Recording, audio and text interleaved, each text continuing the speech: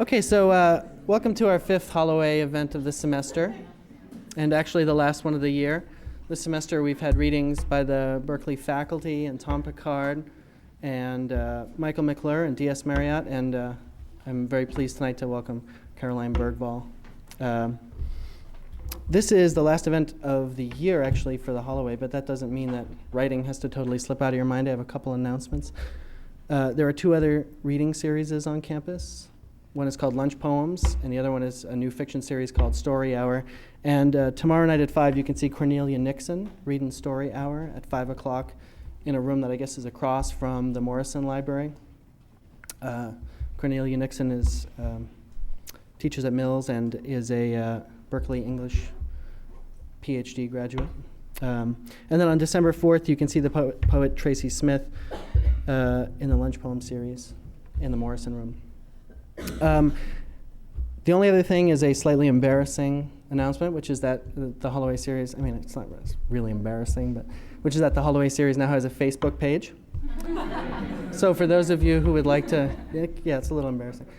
For those of you who would like to join the Facebook group Holloway series, please do. Maybe you can also be my friend. The order tonight will be as follows. Lynn Hijinian, who is the co-host of this semester's series, will be introducing Nina Pick, a graduate student poet. And then Jasper Burns, who's a graduate student in this department, will be introducing Caroline Bergvall. So please join me in welcoming all the poets. Thank you.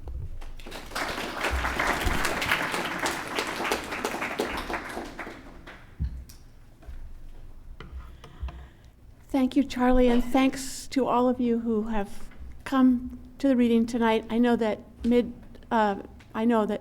my students, a number of them have papers due shortly, and if it was in my power to give you all A's just for coming and to say forget the paper, I would. Anyway, thanks a lot for being here. I'm truly pleased to be introducing Nina Pick and her work to you this evening. Preparing to do so has given me the occasion in this busiest, or so it seems to me, time of the semester to sit with her work, read it carefully, and think about it. But before I attempt to articulate what I see and very much appreciate in the work, let me just say a few words about Nina herself. In addition to being a poet, Nina Pick is a graduate student in the Comp Lit department. This is her third year of graduate studies at Berkeley, prior to which she was at NYU's Gallatin School of Individualized Study, from which she received her BA in 2006. Broadly speaking, her scholarly interests are focused on 20th century and contemporary literature in English, Spanish, and Portuguese. More specifically, she is interested, and this is quoting from what she told me, she is interested in love and eroticism, fashion and pop culture, dreams and nightmares, dystopias, narrative desire and novel theory in general, psychoanalysis, texts that work with and against psychoanalysis, and novels about novels.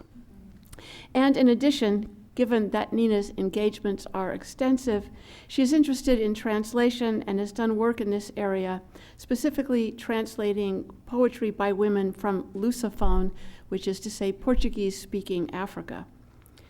I use the term extensive intentionally, and after giving some thought to the character of Nina's thought, and therefore of her poetry. It is investigative, curious, it refuses to be attenuated, it shapes itself as shadows might, extending themselves farther and farther from their origin, but never detaching themselves from it altogether.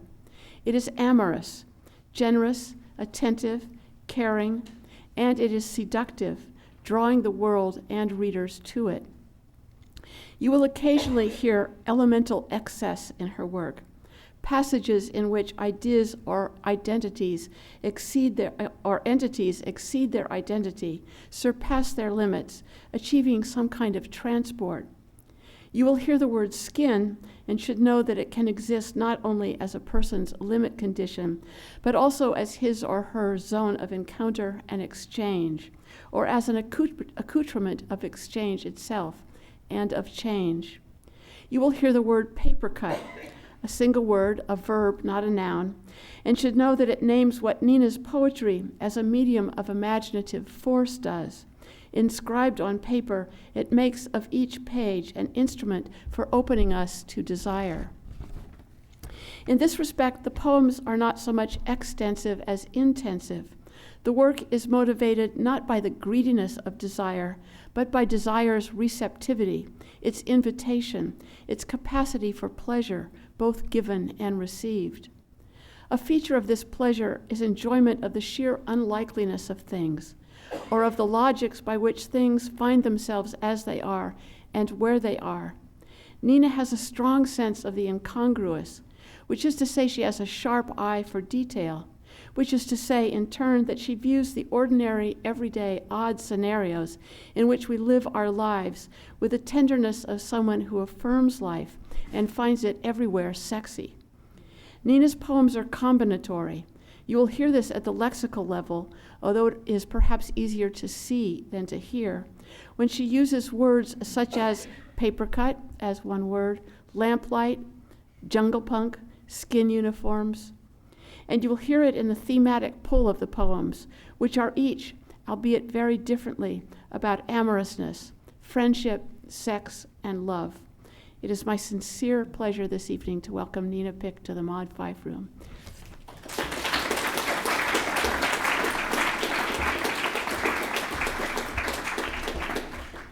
Thank you, Lynn, for that lovely introduction. He wrote his first winter at that age when you're still waking up with that sad glint of wanting with nowhere to put it, the precise kind of raggedness of being 19 and winter. And then the nightmare goes shimmering under the marrow, all sterling and steel.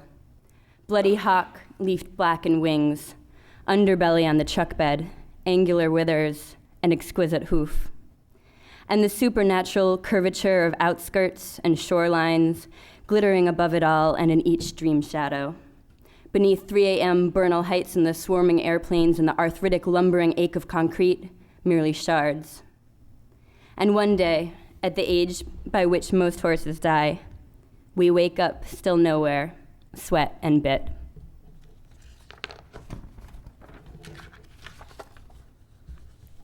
Clearly it was summer, for the knees had emerged. We cut pills on the living room table, dodged broken glass, shared pillows. It was then that I began to notice the cheekbones. They were tan like whiskey and Nat Sherman's, newly sharp with some kind of hard-won masculine melancholy, which was alluring, but ultimately incomprehensible. If I placed my fingers to the heather ridges, the tumbleweed freckles, would I read some unnameable boy sorrow? But this is beyond hills and hayfields. This is moors withering. Dying to know the source of such sadness, I asked them about this newest token of manhood. It is, says one friend, the result of the daily struggle to remain faithful to desire. I, still baby-faced and barefully wintering, shrug round shoulders and shiver under chiseled stars. San Francisco was light that could paper-cut the eye. Bryn watched the wind from the parapet, and I leaned into the long sweep of sea. We smiled, dry teeth over bulwarked bones, phantom objects, scaffolding wrecks. But I would trade such gleaming histories for other darker oceans. Home settled deeply in its velveteen jewel box. The cavernous whale room creaked and called out to me with wide-set and palimpsest eyes. Moving west, we traded whale bones for cattle skulls. I would give a rib off my back for one slab of durable pine. Elizabeth keeps a horse head in her Oakland loft. No unicorn, teeth gapes, bullet holes.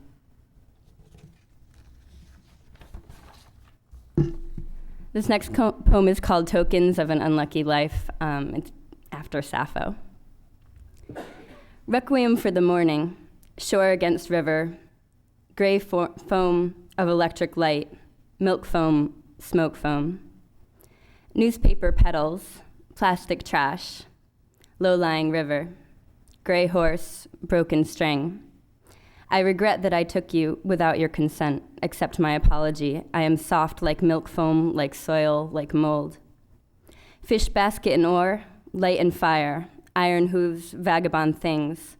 I constructed a world in imperfect condition, from your face in the morning, your hands at noon.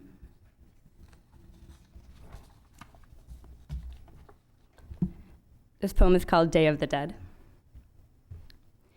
By the altars, by the light of the sagebrush, the artery drums, the skeleton sighs. We hum when we hide, when we enter the room. We hid in the veil of the burning shamisa.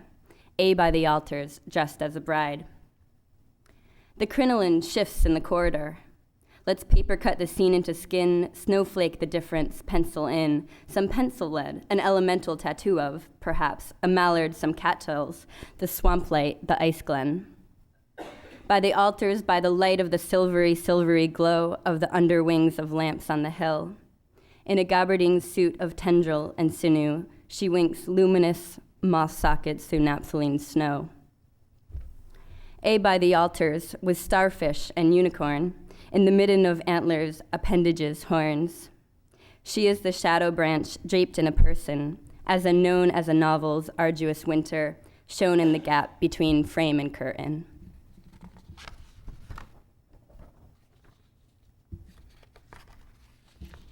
These next couple of poems are excerpts from the project I'm working on for Lynn's class, which is writing of the everyday. So these are excerpts taken from a daily documentation of everyday life that we've been doing for the semester. Dream Mnemosyne, Josue, through a panopticon of wanting. I wake, still jungle punk, still dreaming. Josue, I dreamt of you last night. Scaling his body, I search for the diurnal leafing of nocturnal desire. I find in the detritus a paper trail of cast-off skin. Dreamhouse veranda, childhood home. The streetlight grazes herds of primrose fetlocks. Mammalian winter sits legs curled under, right-angled scapula, curve of the spinature. 11:26 p.m., time zone of the eastern seaboard. Says Anais Nymphet, it's snowing. Alison Senyata says, Griffiths ex machina. Dream Arcade, mid-afternoon at the Berkshire Mall. Light pings against sound and it's all deep fried. Sean's visiting from Portland, and I note the hard struts of his anatomy, the line drawing of him come to life. We pace our subterrarium and bay under a fluorescent moon, Cerberus in love. I ride on his shoulders, teetering earthward, to reach linoleum men.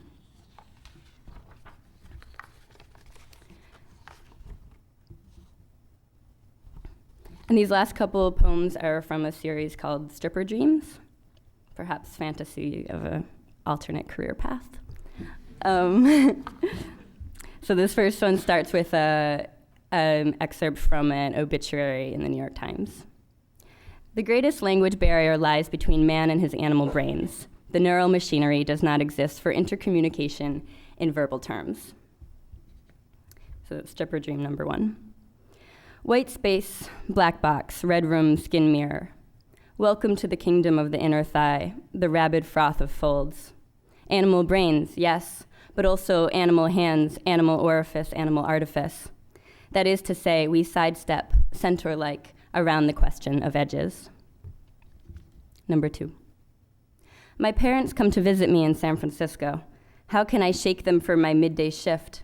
I just need some space, I say, looking at the wall. Later, I sail downstream, I tea tree drift, beneath an orange sunset, Spanish moss drifts low over the bayou, I row in wavelet hyacinths. Number 3. Here in the dark, there are 2 pools of water shaped like owls. I strip down to my pelt, and the rabid dog patches hide nodules and lobes. We slip between languages, tongues coated in oil. Skin speaks the most dead language of all, and the most deadly. Between the 3 of us, words turn to kelp and clothe us for the long descent. I am your child, and your lover, and the lover of your son. After scraping bottom, we disembark. Amid mermaid fins and caracole, we wander listlessly the ocean's edge. And finally, number 4. They are dancing on a table of light. I belong in their midst, where the frost spits electric on skin and a crisp sun shifts over creases laid out and ironed. We don our skin uniforms, we gather our glistening pinafores in. Oh, marvelous limbless anemone, a crest of ilium still grinds in my heart socket. Pixelated drift at sea, winter in frame, dusk rose, kelp forest. Finless amparo, your metallic petal still shimmies at the silo and slices in both flesh and rind. Thank you.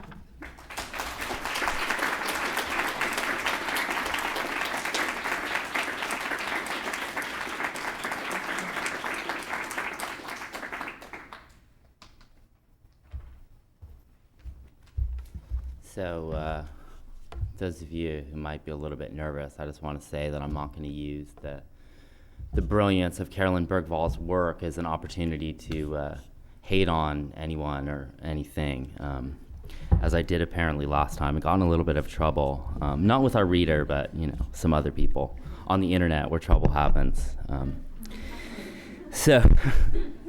What I will say is that my girlfriend and I are teaching our son to read right now. Because he likes books almost as much as he likes conversation, sugar, and moving images. And because he likes books without narratives, ones bursting at the seams with Greco-Latin nomenclature and information about prehistoric fauna, or birds of prey, or rocks and minerals, we figure he'd be happy to page through these books on his own.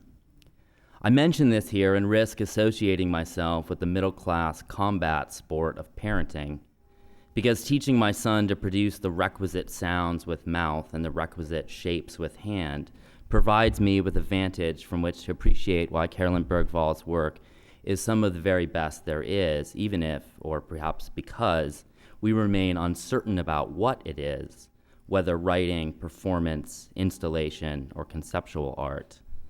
A life in language involves a bodily discipline that, for all its pleasures and for all the opportunities it allows, remains nonetheless brutal, a training of the senses to a muscular and conceptual trellis whose coordinations are staggering in their complexity and micro-precision. Bergvall's work brings all of this attention and exertion, all of the coordinated sensation and conceptualization of connecting sounds and letters with meaning to the surface. By troubling the routinized circuits of quotidian language practice, her puns and bilingual franglais and noise, both visual and verbal, rouses us to the division of senses and more generally the division of sexes and labor upon which our life and language rests. There is something in her projects that resists such training, just as there is something in my son which champs at the bit of the pencil or phoneme. When a letter is too difficult to write or when the rote repetition of sounds is too monotonous, my son will make a pun. He will free associate or write one letter in place of another. It is this mixture of discipline and indiscipline that I admire so much in Bergvall's projects and writings. There is a dazzling restlessness there. For a poet whose stock and trade is the purposive slip of tongue or pen, the mistranslation, the disruption of word and syllable, fluency and fluidity is nonetheless her métier. She moves as easily from one bodily sense to another, from sight to hearing to touch, as she does from English to French, from performance to writing, to installation and film, from concept to matter, embodiment to disembodiment, emplacement to displacement, figure to ground. Hers is a restlessness of medium as much as a restlessness of geography and language, and so in Éclat, her site-specific book, originally a tour, there is no way to reduce dwelling or inhabitation to its component fragments, no way to fully and without remainder occupy space. And in Go and Atom, no amount of atomization or particulation will locate in Hans Belmer's doll parts or the DNA of Dolly, the cloned sheep named after Dolly Parton, the vital thing that makes a thing a body rather than a collection of objects. And in the collection of performances, installations, and texts of her most recent book, Fig, there is similarly no way to detach face from facelessness, from effacement. In the title poem, The Fig, that primal commodity fetish, is both more and not more than figure or anamorphosis. And so we are placed in translation in a continuous traversal, which perhaps nothing illuminates with as much clarity as her poem via a collation of 48 translations into English of the first 48 translations that aren't hers, into English of the first tercet of the Divine Comedy. 48 times we began again in the middle, mid-journey, mid-life, and lost in a woods. But this is not a bad endlessness. There's benevolence in the incompletion she articulates. As she writes elsewhere, tank up, this is the and of the world. With those instructions before us, let us welcome Carolyn Bergvall.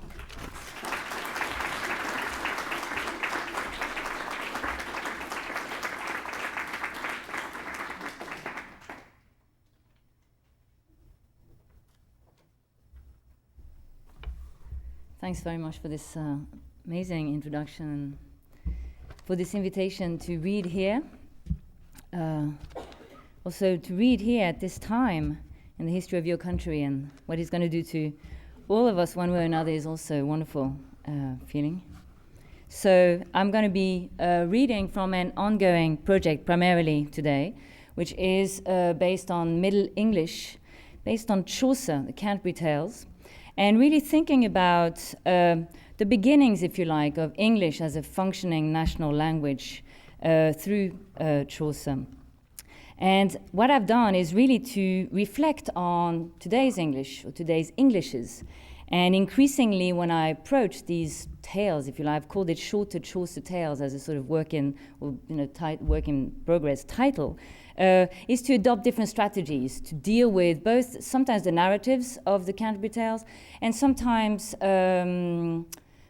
the language itself. Yeah, so different strategies. But really, primarily also, I detach myself from the stories. I think about perhaps stories that are sort of accurate in our sort of settings, but using some of the Middle English. This first piece is called The Host Tale, and it was my sort of apprenticeship of this project, or of these pieces.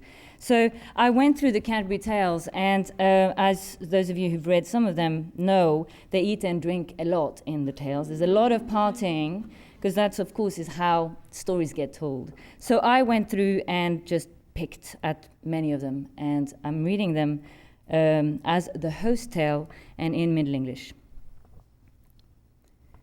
The fruit of every tale is for to say.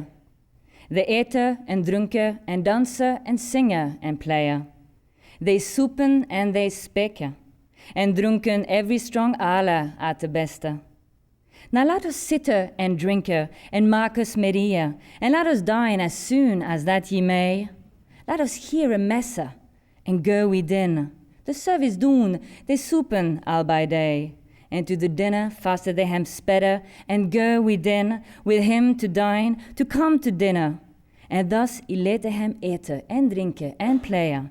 But thus I let in lust and jollite, I lete hem til men to the sope dresse. They ete and drinke, and when this had an ende of mete and drinke, and eten also and drinken over him might, to eten of the smale peres grene, they drinke and speke and roame a while and playe. Ordained had this feste of which I told her, go to feste at the kinges feste.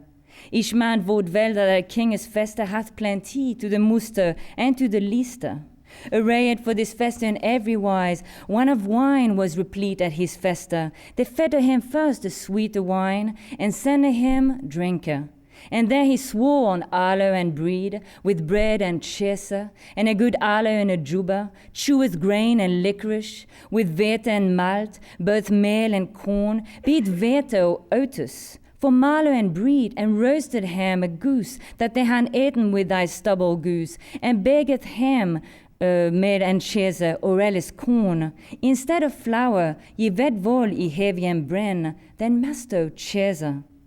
Give us a bushel wheat, malt, or rye, a goddess ketchel or a tripe of cheese, bacon or beef, send bacon, and sometime an eye or twee. The bacon was not fit for him, and of yours softer breed, not but a shiverer, and after that a roasted pig's head, milk and brown bread, many a mussel and many an oyster, a carker of half a bushel finder, many a pasty, and eke the wine, the spices, and the wine is comanoon, of spicery, of leaf and bark and rooter, the spring and herbus great and smaller, the licorice and setevala, and many a clergy loffre, and not a mugger to put in ala, whether it be moister or stala, and royal spicery, and gingerbread, and licorice, and cumin, so that men, marterdina.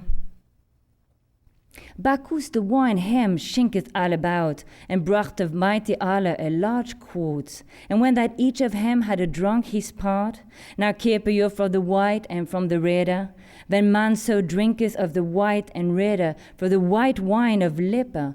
This wine of spaigne creepeth subtly, and then he taketh a sop in fine clary. He drinketh hypocras, clary, and vernage of spices, hooter, or else a draught of fresh drawn malty ale. I had a liver than a barrel ale. Drinketh the draught, drinking of this vele draughter, fetch a me drinker. He drank, and yet his fellow drank also. Men drinken. This messenger drank sadly ale and wine. Now thou shalt drinken of another torner shall savour of worse than Allah. For she drank wine. She drank. How fairer been thy breasts than his wine. When I had drunk a draught of sweeter wine, as every mort I drink wine or Allah. But first I make a protestation that I am drunker. That for drunken was all pallor, so that he was drunk of Allah. Full pallor he was for drunken, or January drunken in plaisance, he will drink a liqueur of the vine. I am one to preach for to wine, so drunker he was, O drunken man, yet far as folk that drunken were of Allah, and for despite he drank full much or more. Lo, how that drunken luth unkindly, for drunkenness is... And drunkenness is eke a foul record. A lecherous thing is wine. A liquorous mouth muster han a liquorous tail. Hath wine bereaved me in my eye and sight? You should have digestives of wormers, and you take your laxatives of l'oreal, centaur, and fumeterre, of herbeaver growing in our yard. The merriest peck hem up right as they grow and eat hem in. Till well nigh the day begin to spring. Here is ended the host tale. Thank you. Thank you. The summer tale. Rome is the home of ice cream. And for generations, purgays and pilgrims illic, these glad folk in joy and bliss at meta, have forsaken dessert at the inn for the simple plaisance of sitting outside with a takeaway cone. The last Papa Pope Johannes Paulus II, a priest holy and gay, used to have tubs of his favorite flavor, marron glacé, delivered to his summer residence. Thanked be God in velen abundanza. But if his successor, Pope Benedict XVI, wants to see how Polish ice cream compares during a voyage trip there this week, get us some meat and drink, make us cheerier, he's likely to be a paid disappointed. For many a pasty hasto, cakes and ice cream can easily go off in summer temperatures and can pose a danger to health that hath been twice hot and twice cold, a spokeswife woman for local health bailiffs quote to Agence France Presse. That's why we're banning takeaway sales on the day many pilgrims will be arriving in Wadowice. And that isn't all that has made it onto the list of avoided banned items. Areas that the Pope will visit her, including the cities of Warsaw and Krakow, will be dry, with a ban on all liqueur sales while the Papa's in town. For God's love, drink more temporarily. Polish menace of Law was saying the ban is in place to maintain public order and as a mark of respect for the pontiff. No drinker wish that martyr drunken marker, but there, in abstinence, prayer and waka. Papa Benedict XVI himself will be offered both red and white wine. Deus hic, quote he, God is here, as he attend houses of office stuffed with plenty. A series of solemn gala soapers, according to local media voice reports. Television advertisements for liqueur have also been banned, along with those for contraceptives, lingerie, and tampons. Chaste was man in paradise certain. There is always the risk that the faithful may feel hurt. How many maladies fall when of excessa and of gluttonias, if programming devoted to the Pope's visit, wedded to poverty and continence, to charity, humblesse, and abstinence, is interrupted by frivolous ads. The body's eyes so ready and pénible, the heat of advertising for Televizja Polska, the state-run TV network, told the Associated Press news agency. BBC News, 25th of May, 2006. Here is endeth the summer tale.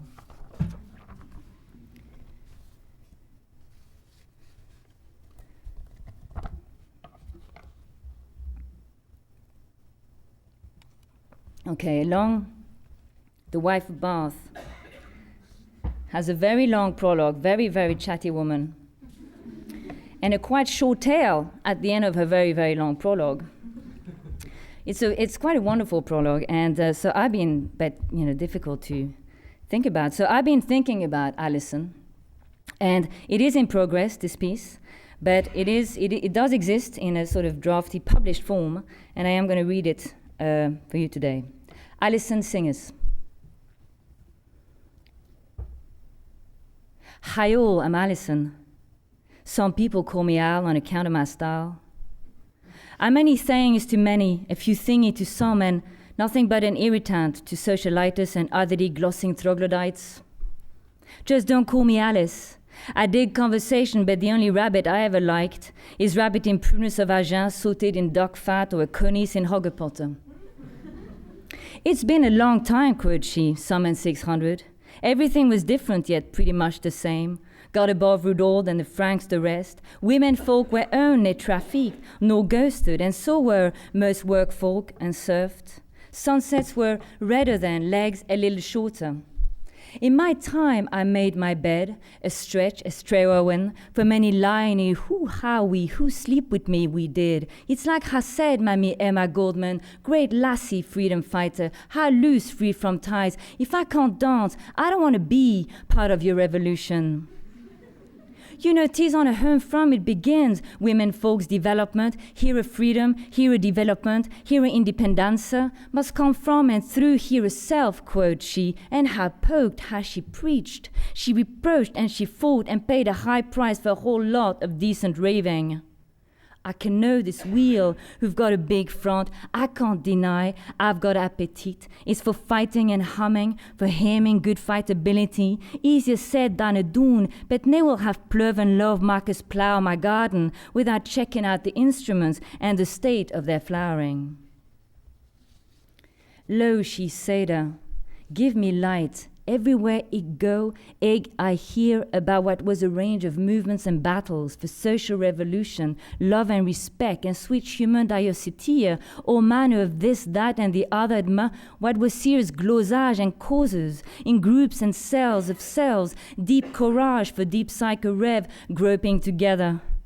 Pushing the home front out in all fields and croppings, laboring your entries into history, I'm majorly impressed. Ye should be dancing, cause for certain, nis all what gold glitters. Ye tell me now that ye free crusading got jam back and ladder, sugary spices still rise from the ire of ye fruits, hidden held up tightly from grouperia, don't protect, can't protest, much open to abusers, didn't break enough skins, got a bad vibe, all gone vol au vent, barely scratched at the crust of that pasty geologically speaking. Nested generation wilt, open summer, all the bloody can, what's for certain?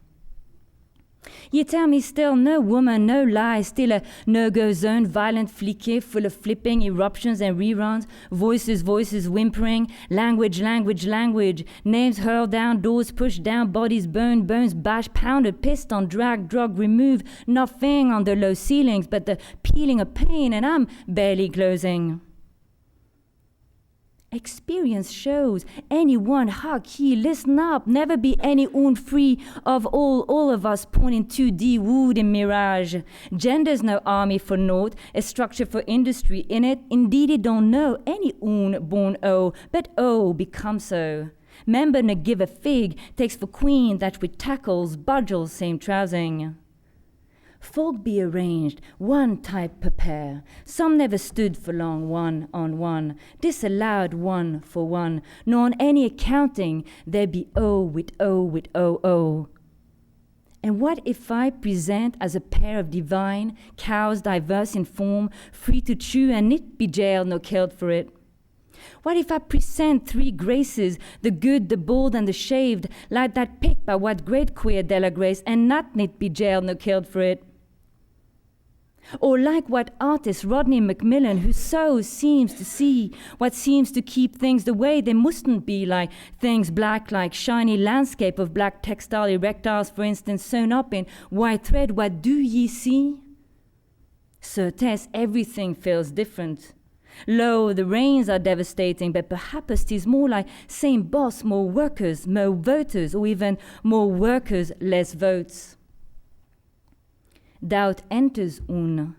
Doubt works on oneness. Doubt has that one. Doubt questions here.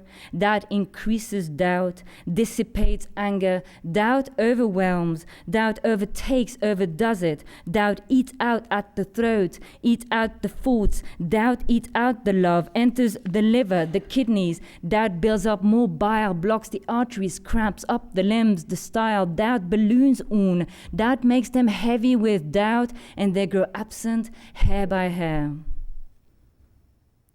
Searching my bodies, I objected it to various kind of aerobics.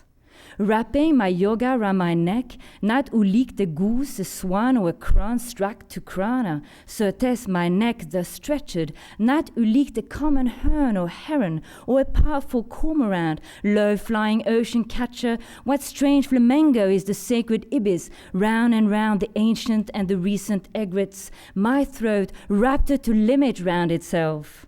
Bad air come out this side of knot, that side the noose. A bestiary unhinges a rep of forgetting. I knew bara bones about canoeing and canoodling, negating and nulling, move into muscle focus and stretch my resolve. Ye know, ignorance is bliss, this shackle been warping my fitness, now the animals in me, thinking, growing, learning, pumping, my bum cheeks to breast buns, mental concentrates much improved, soon could chillax my efforts, soften up with ointments, get waxed all over, meet and prepare for all those that would be precious, without doubt make me truly. So get your freak on, I said.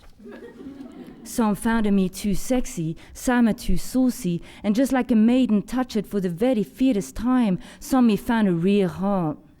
I feel love, I said throughout summer. Then I spin round the records, and I'm alone. It's like I said, Slim Lady Jordan, from now on, I commit my body and my language.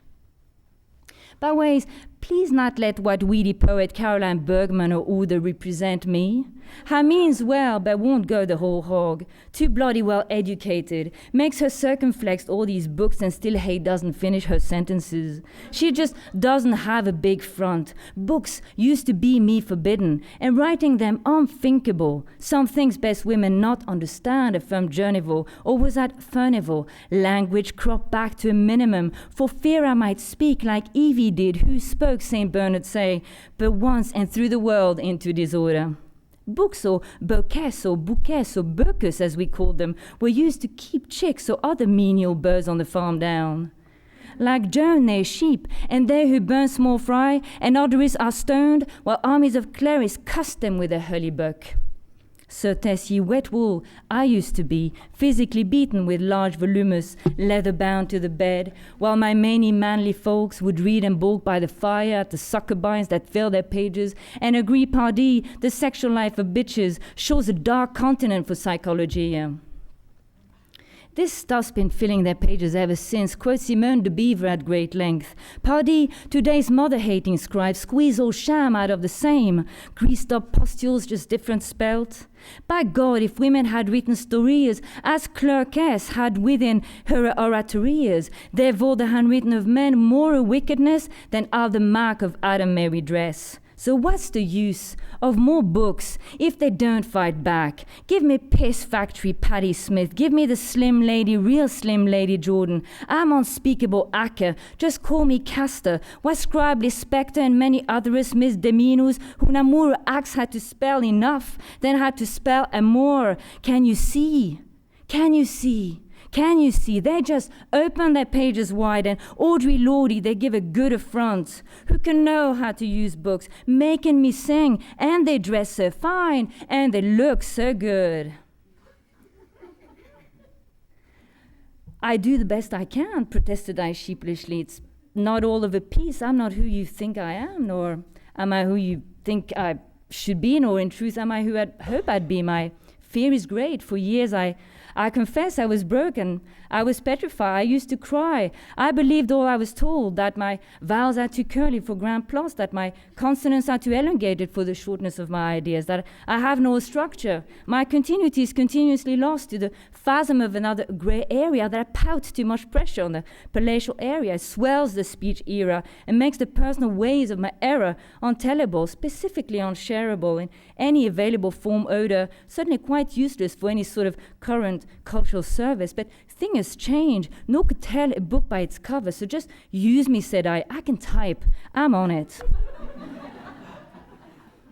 Right on, reports wet artist Nancy Sparrow. I've copied out reports, hung them on the gallery walls for all to see the terror and the torture, sometimes copying, typing out, stamping, quoting, taking on, carrying in one's body the burden of others' pain, others' codic skin as one's work, keeping each truth alive, reincorporated, testified, and loved in an age that chastises, isolates, ridicules what it debases. Yeah, well, we can no corral with copyists, grumbles a voice at the back, authentically Clyde, chosen for his language. They can hardly stick to the truer of a line, have to stick a hole in with their own. Nancy's a good pilot, quinces me, retorts Ali. Just like the rider who rides, her moves me deeply. Listen, I had a body, yet I was with the dead. I have no ruse, no legible language. On pouvait me faire mal à la lettre, to the letter. You won't kill, you'll be killed. You won't write, you won't touch. These are the laws of the foreigner, quotes Sixou. Then I sneezed, she writes, and something happened. I sneezed and something began. I sneezed. I crossed my death with this life, heard hey. Okay, yes, where was... Oh yeah, let me begin the begin, continues Al. Kissability. Love your ass. Shaking that fear force. Body talks gender, be damn. Tongue and politics, be done to the fight. You wet wool scratches badly. Too right, we've kept separate fronts for too long. Separate ponds, separate beds, separate ways and battles of kinds. Together, not by kin, not by kind. All kings a drag, anyhow. Operatively takes time, takes aspiration. Sending love out in this simple matter. Naming kept me stumm until I stepped off. One by one, I peel the layers and give thanks. Ne fetish love, ne totemic love. I speak from the yoni in my Johnny. See, I'm gap-toothed I was, and that became me wheel. The winds whistle through my lips when I speak and tell the things even I have forgotten. Just let me tell you this, it's true a story. Last night I was at an opening and this tall, blonde, wheel-heel, groomed, white curator come scholar come. I was too white and unsexed, heavily gendered, though young. She was young, some and 20. Now, I'm a local lassie, good kisser, not French, but I can appreciate the clip sounds of Euro-English. So anyway, she was sitting in front of us, disheveled audience. Well, I was dressed in my finery. All of us trounced out from the massive weather of our own springing, bucketing it outside, and the large screen that was pulsating behind her when she started pleading. Tell me, pled she, who's the new Eva for the new era? Tell me, she cried and plained, who's the new Eva for the new era? I was insistent now. Who will give pop? Who be the new mama dies for us? May I speak out? Will you record it, transcribe it? May I make less evolution, bloom from more devolution? You're asking for permission? Now, my enemy, wicked enemy of the kind, can you a thing or two about this kind of thing? You're asking for permission, nit ax, Simone could speak too of the sort of privilege. Don't ask, said she, dig in, represent, go disco, she said, arise from superstition, dance, dance to the disarrangement, come, comrades, la transnationale, egg, yay, ik, en, jeu, in, play, jump ship, mid-sentence and back, take any pigment with you. Fruit shifts it from a fruit. Horror hides horror. Don't act. Slam bam. Represent. I know this, continues Alison. My sizable dimensions have me taught a thing or two about glottic profusion. Now, I'm not golden nor articulate. I can't structure a full convolution. I can't respond to those who ventriloquize, gravely salivate over acts safely tucked away. Don't let a single fall out their pleats. What not bleed out of their dipping figs and coilus? What want collective action come ready done? What want personal corset, not courage and catalogued? Wait for an istic turn before stirrups. Art to be sold, not soul food. Action to schlock, not transform. Keeping the market canned, reminding, ooh, it's a good deal for some, but neither art nor poetry change one bleeding for act, neither in the nude, neither disemboweled, neither out on the street. Well, it's like Hesse, pump up the V, not believe the tag, mind's opulent, historicize way beyond a temp. Oh, cis, bro, cis, bro, cis, bro, cis, too much jouissance, not enough pleasure. Too many deals, not enough daring. Too much lingo, not enough tongue. At this, the small press publisher, a speaker in their own right, geeky resentful geezer at the best of times, says, hide it with this, and interrupts. Hey, missy, turn it down a notch, will you? I've had it with this. People like you have been mouthing off for centuries. Get to the point. Your kind is crude, lips smack, babbling away, rubbing words between you, loosening the divine with Salima's saliva, and God knows Anya Elsa's breath. It's just how it's always been. Women poets just don't cut it for public domain. Undeterred, Alison continues. Abide, quote she, all good kings in drag. The air of my telling's not bygone, just be gone.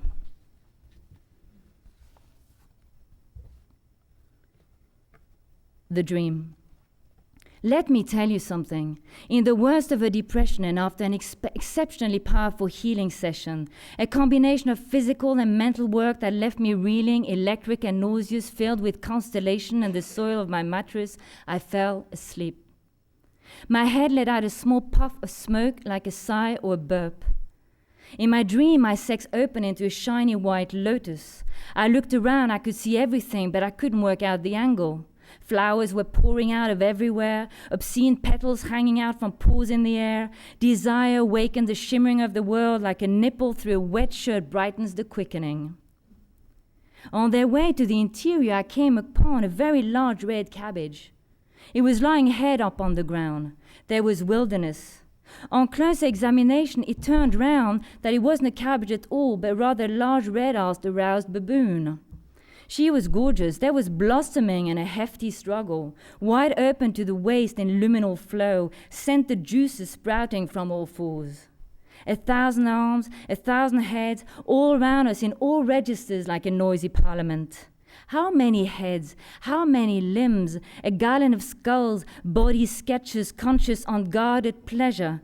The air was intoxicated with oils, with drums, silvery dances, frictions, firing, mind tremors, 1,000 dances, Shiva slipping from one shape to one shape, multiplying into 10,000 shapes, then 10,000 more kissing, rubbing, kicking, biting, perspiring, entering, exiting, expiring, loudly inhaling.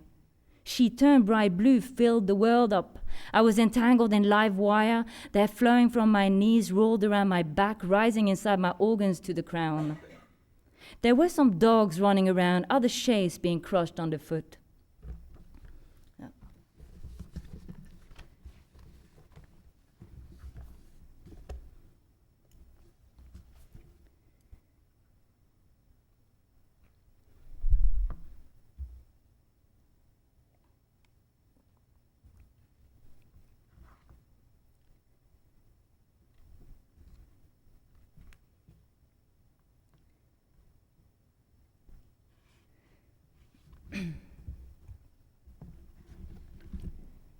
I'm hesitating.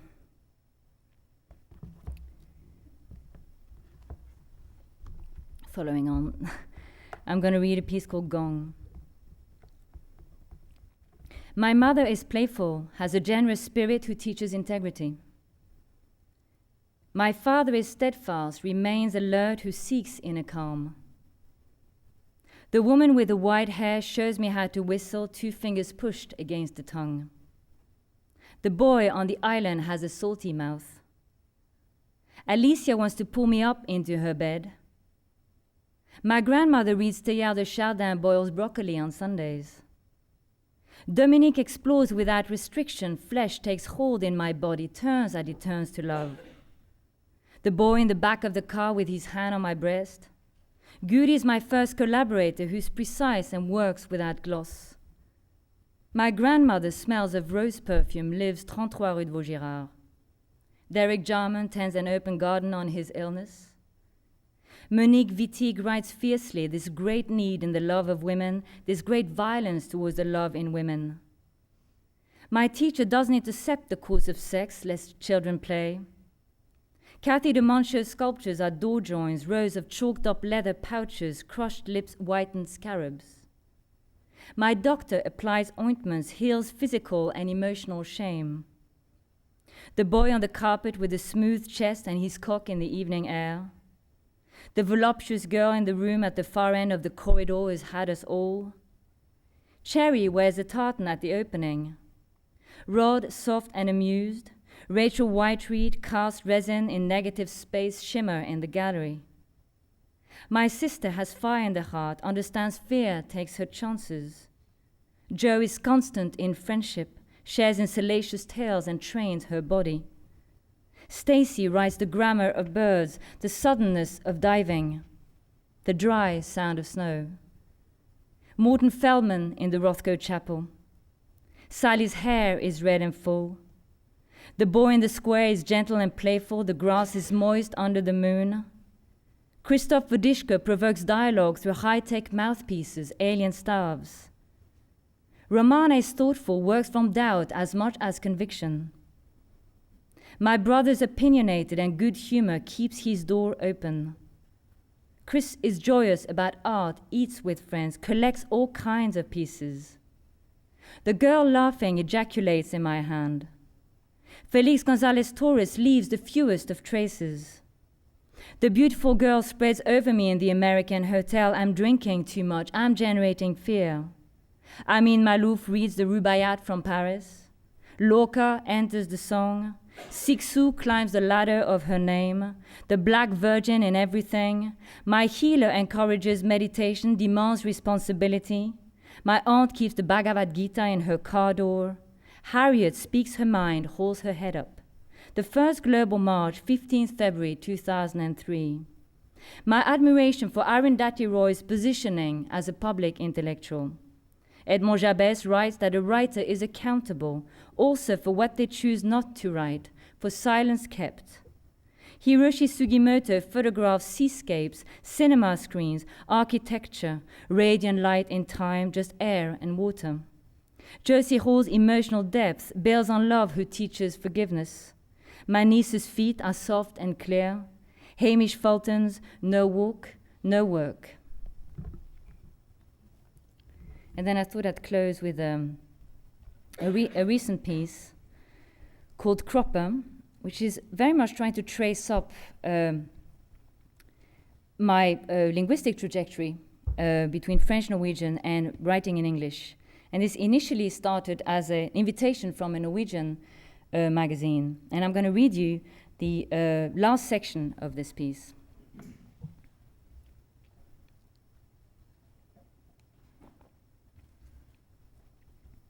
How does one keep one's body as one's own? What does this mean but the relative safety of boundaries? Could I make sure that what I called my body would remain in the transit from other languages? That it would hold its progression into English? And because I didn't know and wasn't sure, and since for a great number of people, for an overwhelming number of persons, for an overwhelmingly large number of persons, for an always growing number of persons, this is far from self-evident. This is not self-evident. This does not apply. This doesn't begin to figure. I never knew for sure. Some never had a body to call their own before it was taken away. Some hadde aldri en kropp de kunne kalle sin egen før den ble revet bort. Some never had a chance to feel a body as their own before it was taken away. Som aldri fikk oppleve en kropp som sin egen før den ble revet bort. Some never had a chance to know their body before it was taken away. Som aldri fikk kjenne sin kropp før den ble revet bort.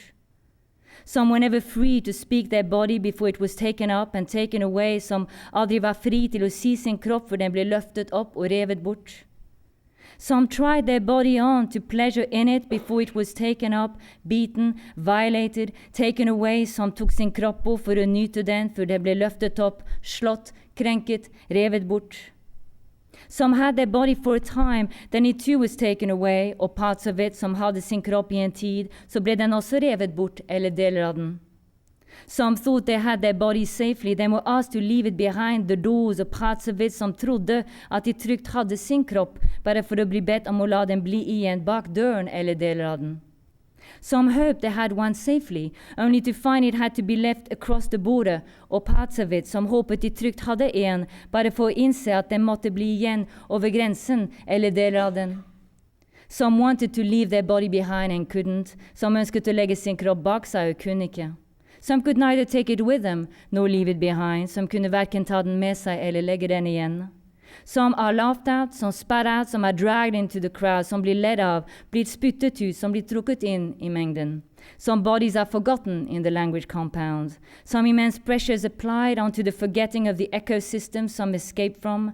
Some bodies, like languages, simply disappear. Noen kropper, liksom språk, blir simpelthen borte. Some or many are being disappeared. Noen eller mange er blitt borte. Some or many disappear. Noen eller mange blir borte. Some or many that disappeared arise in some or many of us. Noen eller mange som blir borte, reiser seg i noen eller mange av oss. Some arise in some or many of us. Noen reiser seg i noen eller mange av oss. Some that arise in some of us arise in many of us. Noen som reiser seg i noen av oss, reiser seg i mange av oss. Some that arise in some of us arrive in each of us. Noen som reiser seg i noen av oss, kommer frem i hver av oss. Thank you very much. Thank you very much.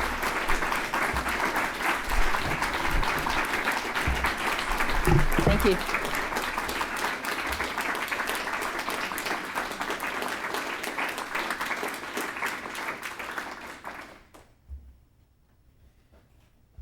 Caroline Bergvall is willing to entertain a Q&A session if anybody wants to pose any questions or make comments.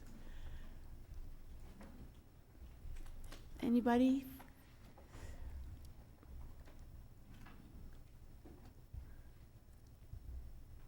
In any language whatsoever? How about Anglo-Saxon? A question in Anglo-Saxon.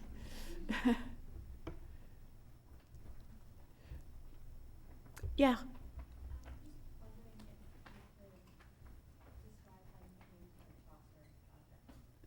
Yeah, why don't you come up here, Caroline? Yeah, the question is, how did she come to the Chaucer project?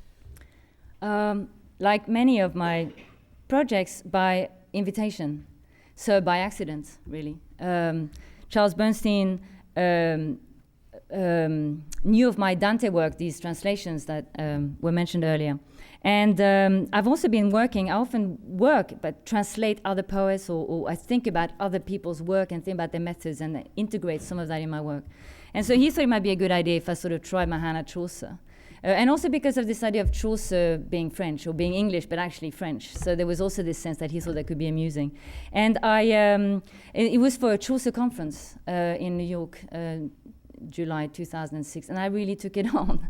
And I just wrote the host tale that I read tonight, and the summer tale, and a couple of others. And they were made, I recorded them later on in London, and they are available as audio pieces on Pen Sound now. But that sort of started the ball rolling. that period of research that led to that presentation. So. Are you going to do all of them? No, they're not. No, I'm going to do what I need to say, I suppose.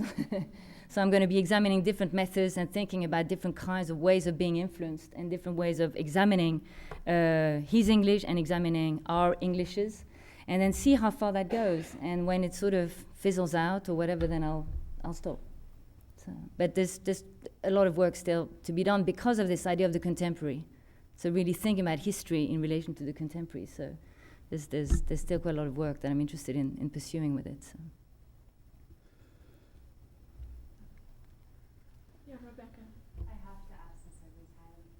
Would you mind telling us a little bit about your revision editing process? Yeah, the question was about revision. How does Caroline revise? How I revise? It depends on the project.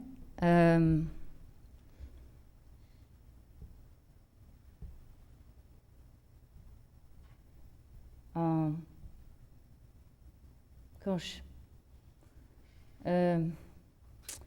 Yeah, because I work across a number of environments, it's a difficult question, really, because not everything that I do is connected to writing or to writing something that's going to be seen to be written, but it could be that it's going to be an audio piece or it's going to be in space. So the editing then is very different, because if you want to put a piece on a wall, and let's say you've written this beautiful piece and it's got these gorgeous, 20 lines, so finely crafted, it's perfect piece. And this is something that I did. I put it on the wall. I started putting it on the wall. And you put one word on a wall, and we know that from our public buildings or from our billboards, it's so powerful. So I started putting this text down, and it was first of all far too literary for a social wall. Didn't make any sense. So what is, and also so much language. It's like, oh my God. So I had to cut back until the wall accepted the piece, basically. Like, right, that's just about enough. That's 4 lines, 20 words maximum, with gaps in between. So that's one. There's a lot of that, suddenly responding to the environment that I found myself in, and then realizing that working separated or in separation from that environment actually doesn't, might produce the beginning of the work, but cannot generate the installment or the placing of the citing of the work. Same thing with audio recording, where you might have again this beautiful line, silent reading inside, whoa, that's really great, and then you read it and actually it has that clunkiness and it's kind of labored, but the labor is not interesting. So again, cut away, and that's again so that whatever it is that I'm looking for in that particular audio piece, that it works. Because I often work also with questions of translation or transcription or whatever, like this Dante project. The question there is to not involve myself beyond the decision to do the project. And then the question is very much, well, how long am I going to collate these Dante translations? And I didn't know initially how many were there going to be. It was just something that I was doing at the British Library from time to time, picking up one and just writing it down. And then doing some research, realizing that there's about 150 translations of Dante into English, although they start translating Dante very late compared to the French and the German, but suddenly, bang, frenzy, Dante, So 150 in English, and so I start, when I come to America, I go in bookshops and I see all these new Dante translations happening all the time. Always the Inferno, or very often the Inferno.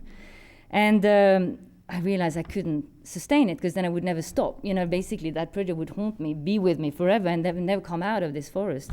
And so I sort of made an artificial break. I just said, I'm only going to deal with the translations that are stocked at the British Library until a set date, that's it.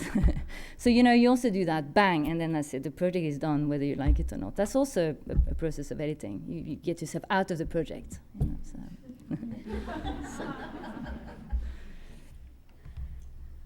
Yeah, and then Jessica. I really enjoyed your reading. What interested me was just that a lot of the meaning that I picked up seemed to be from this relationship between the sound and just imagining the word and what the meanings usually connected with the word. And I was just wondering in your work, how aware are you of this other third meaning that you can create from this dialectical conversation between sound and image? Sound and image? Yeah. So you mean the creation of image through word? You don't mean visual? You mean Both. both? Well, so I'm very. I mean, as you heard tonight, and also of course tonight, I'm presenting work which is so that you can hear it rather than show it. In all that kind of work, yes, I'm very interested in the sonic, the sonic dimension of language as being a carrier.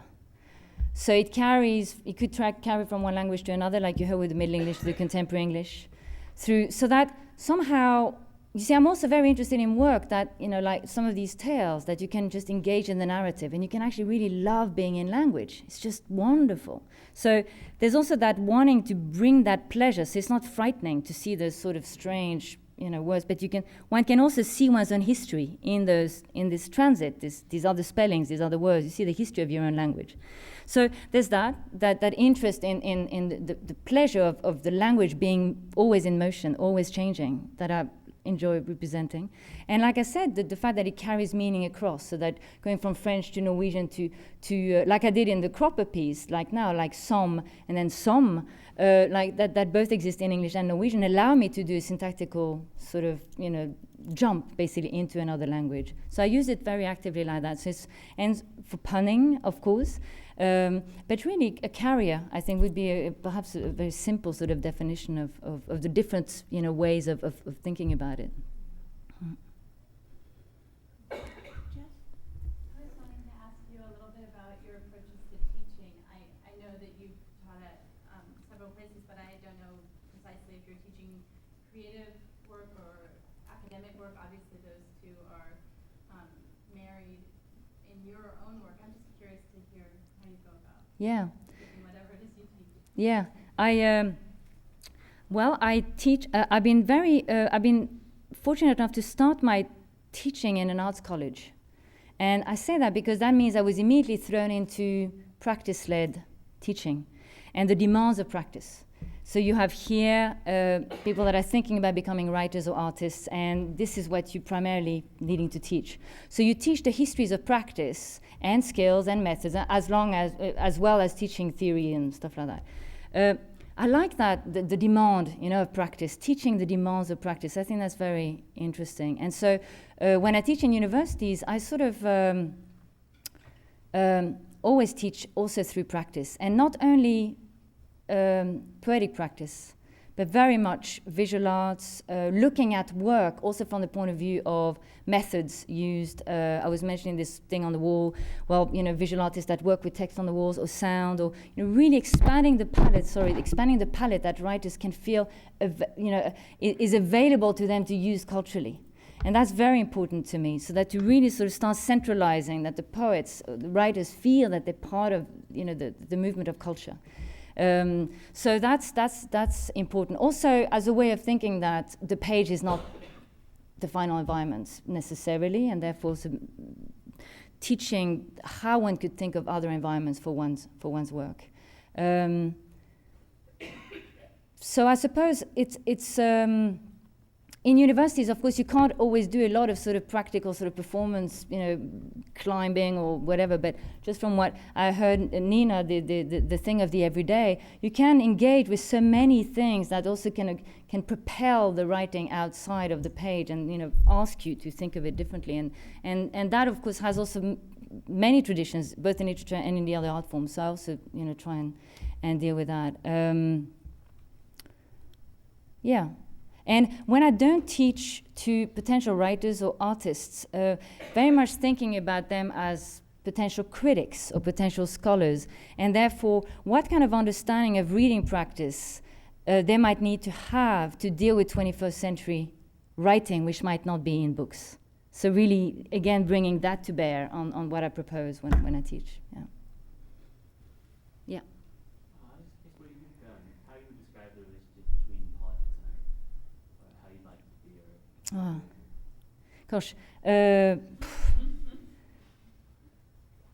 impossible question, especially coming out of the 20th century. We are hardly out of the 20th century, still very much dealing with this intense separation and this intense dream, of making art kind of function as life. and influencing life in its change. I think that art does not necessarily okay, let me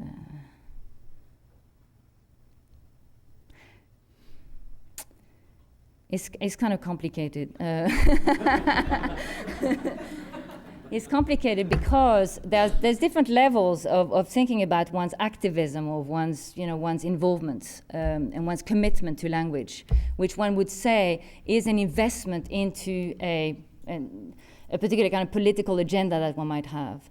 But that does not mean that you therefore don't go down in the street, or don't do social work, or don't do that. So I think those elements are still very strong for me, that there is actually a separation between being a social activist and being an artist, that you might engage with your work at different levels. And I think the 20th century has really shown that to say art changes life, because by virtue that it's art is going to change, it doesn't, it changes you. It doesn't change life. And so you have to, if you believe in, if there's a terrible situation of homelessness in your area, by writing about it, it's not going to change it unless you place it in particular kinds of way, unless you go down there and, So I think really to remember that art is, to remember the different kinds of privilege the privileged position that it occupies, and therefore to be sort of also humble about what you can do with it, I think is important. So that you make yourself available as an artist to being a citizen also elsewhere. So that's something that I kind of feel, because I think the 20th century showed us that, that it needs us somewhere else as well. But the art itself is really there for transformative purposes anyway, from the point of view of the individual, potentially sometimes at a small collective level. That's if the art is placed at that right point in time, it seems to me, or if it's a group of people and again they managed, And that transformative notion is also emotional, and it's very, very important, I think, to really think of that as also a political aspect of doing art. The kind of transformation that you hope your work can be part of. And that could be very critical. It could be that your work is extremely satirical and is angry, or it could be that your work is very much about a sense of bringing up emotions that can lead on to a sense of collective spirit. I think also there's this whole idea of wondering in what way art takes part in the collective, and what collective do we mean, and how big is the collective, or perhaps how small is the collective that you can actually effect any impact on. So I became a little bit more articulate over time, but that's a little bit how I think it, and that's why teaching, being part of organizations, and doing art, or doing, that seems to me, all that seems to me important parallel activities rather than exclusive of each other. Yeah. I'm not thinking of Alison's words and that strongly loving sense of playfulness, and it's so tough. And I'm wondering, what kind of advice can you give to like a somber writer, someone who's trying to learn how to embody this kind of playfulness and structure at the same time? What kind of mindset do you have when you go into work like that, and to develop that intelligent sense of like, playfulness and of tone in your work? Stay as long as you can with it, because you start dark, you go, but then just stay with it, because I think that if you really also stay with it at the level of the language, you'll find that you can say things that are very somber in very playful ways. Like there are things that she says, Alison, they're really not sort of playful. So just, I think, stay with it. Like just stay, so you can have those very dark narratives, and you can have a very dark use of language, but if you stay with it, I think you'll see other things start releasing, and then just allow for that. So really, the more you stay inside your own language, the more things will happen that sort of change its one-dimensionality. Because you might need to research it differently, or you might need to accept things. This idea of the accident or the surprise, even in a dark environment, very important. So that would be perhaps the only thing I can say. That's the way I would proceed. I started this first version of Alison. I have one recording of it. I went into studio, and she was so angry. It was like unbearable. And there was this, because she didn't know what to make of feminism. and of all this all these social movements of the 20th century, saying, so okay, so what happened then? How am I supposed to think this? Because there's so much, all these genocides and all the, so what am I, social injustice everywhere, what worked? And it was really difficult. It was so angry. The work was so full of that question. What worked? Like you have social transformation at work, there's participation that we can take part in as women that we couldn't, in her time, or even just, 100 years ago, 60 years ago, whatever. But still, that sense of, I need a full answer, and of course, I didn't have it for her. So that was really sort of complicated, and I had to stay with it much, much longer and invest myself perhaps more in the Chaucerian narrative for a while, and then think more about, okay, but what is happening? What is moving? Where is it moving? In what way?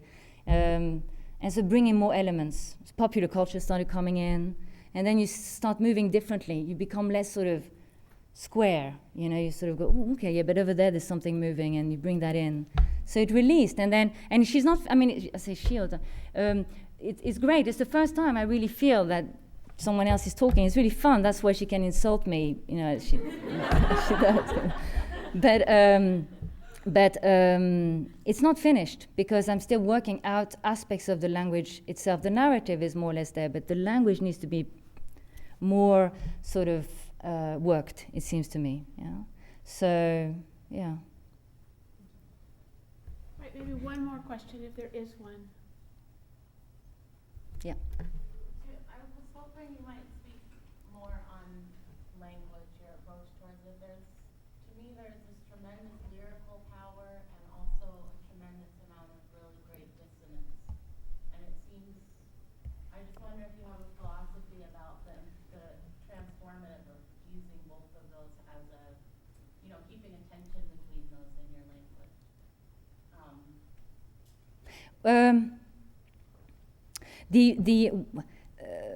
What's interesting about using sort of structural methods, for example, through transcription or whatever, or working a lot with sound, is I can create a distance from more sort of personally emotive moods, which I distrust.